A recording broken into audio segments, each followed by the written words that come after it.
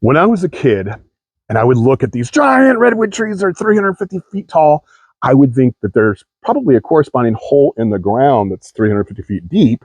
So I better be careful. I mean, after all, trees are made of dirt, right? So while dirt does contribute nutrients and water and all this other kind of stuff to the tree, trees are aeritarians. They're not carnivores. They're not herbivores.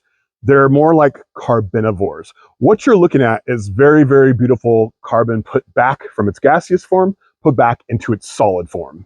And that's why there's no corresponding holes, because this dude is made out of air.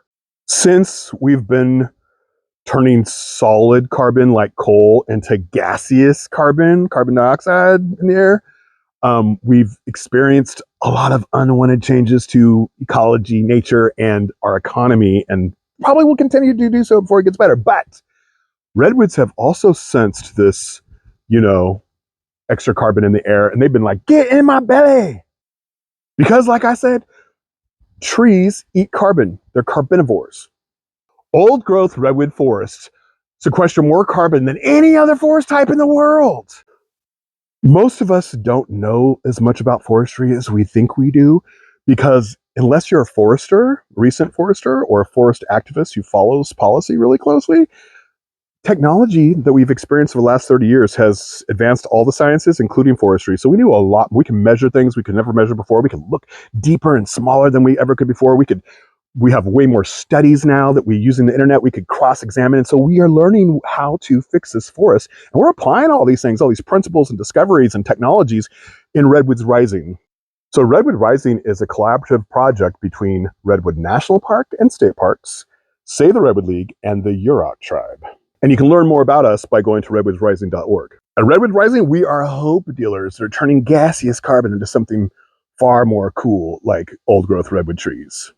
An acre of old-growth redwoods can suck up 890 metric tons of carbon. Well, that's really easy for us to picture, Griff. Thanks. Okay, so another way of saying that, it's like taking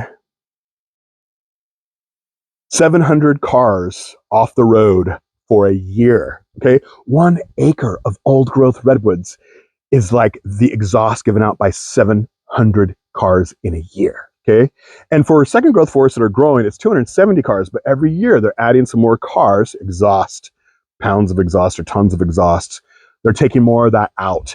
And by us helping them accelerate this successional process from clear cut, densely planted crap to old growth forest, we are speeding up the process of sequestration.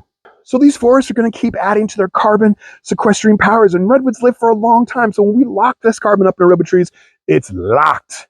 Okay, for a long time. At Redwood Rising, we're solutionaries who are taking human-caused climate change and turning it into human-solved climate change. Learn about us, join us, redwoodsrising.org.